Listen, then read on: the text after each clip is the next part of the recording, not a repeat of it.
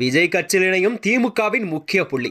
அடுத்த பரபரப்பாங்க வீடியோவை மூலியமாக கண்டலாம். அதாவது தமிழகத்தில் நிலவக்கூடிய 2026 சட்டமன்ற தேர்தல் தான் நெருங்கக்கூடிய நிலையில் தான் அனைத்து கட்சிகளுமே தங்கள் கட்சி பணிகள் எல்லாம் தீவிரமாக மேற்கொண்டு வருகிறதா. அந்த வகையில் தான் திமுக கூட்டணி என்பது தமிழகத்தில் ஒரு வலுவான கூட்டணியாக பார்க்கப்பட்டாலும் அதாவது திமுகவிலிருந்து சிலரும் கூட பிரிந்து சென்று அதாவது விஜயுடன் தாவக கட்சியுடன் இணைவதாக அரசியல் வட்டாரத்தில் பேசப்படுகிறதா. தமிழகத்தை பொறுத்தவரை தேர்தல் நடைபெறுவதற்கு இன்னும் 5 மாதங்கள் மட்டுமே இருக்கிறதாம். அனைத்து அரசியல் கட்சியுமே தீவிரமான களத்தில் செயல்பட்டுகிறதா. நிலையில்தான் நாஞ்சில் சம்பத்து அதாவது சமீப காலமே நடிகர் விஜயின் இன தமிழக வெற்றி கழகம் கட்சிக்கு ஆதரவாக பேசி வருகிறார்.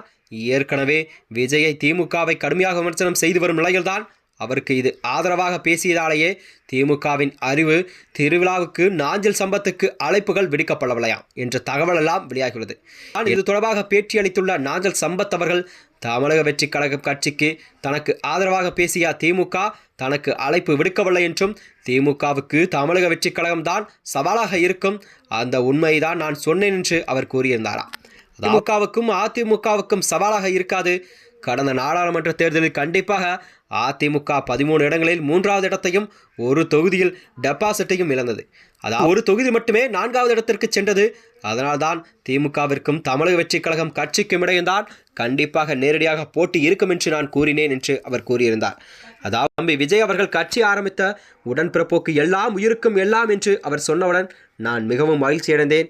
ஏனென்றால் அவர் கட்சி கொடியில் தமிழர்களின் அடையாளம் இருக்கும். யானை போருக்கு செல்வது போல தமிழ் மன்னர்கள் குடிகொள்ளும் வாகை சூடும் அதாவது பூக்கள் இடம்பெற்றுள்ளதாம். இவையெல்லாம் விஜய் கட்சி கொடியில் இருக்கும் படி செய்த எனக்கு மனநிறைவை தந்தது என்று அவர் கூறியிருந்தார்.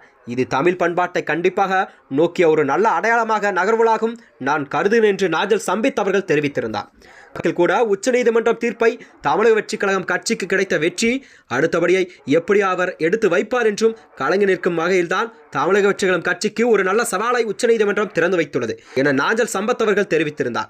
இவர் திடீரென விஜய்க்கு ஆதரவாக இவ்வாறு பேசியதும் அவர் விஜய் கட்சியில் கண்டிப்பாக இணைய போகிறார் என்ற பேச்சுக்கள் எல்லாம் அரசியல் வியூகங்களும் வகுத்து வருகிறது. மட்டுமின்றி வருகின்ற 2026 சட்டமன்ற தேர்தலானது கண்டிப்பாக தமிழக வெற்றி கழகம் யாருடன் கூட்டணி என்பதை அவர் நிச்சயமாக கூறுகிறார். ஏனென்றால் அதாவது தமிழக வெற்றி கழகின் பொதுக்குழு கூட்டம் நடைபெற்ற அண்மையில் நடைபெற்றதாம். அந்த கூட்டத்தில் தான் விஜய் தான் முதல்வர் வேட்பாளர் என்று தமிழக வெற்றி கழகம் தலைமை அறிவித்த நிலையில்தான் கண்டிப்பாக அவர் 2026 சட்டமன்ற யாருடன் கூட்டணி வைக்க மாற்ற நிலைப்பாட்டில் தான் பார்க்கப்படுகிறதாம்.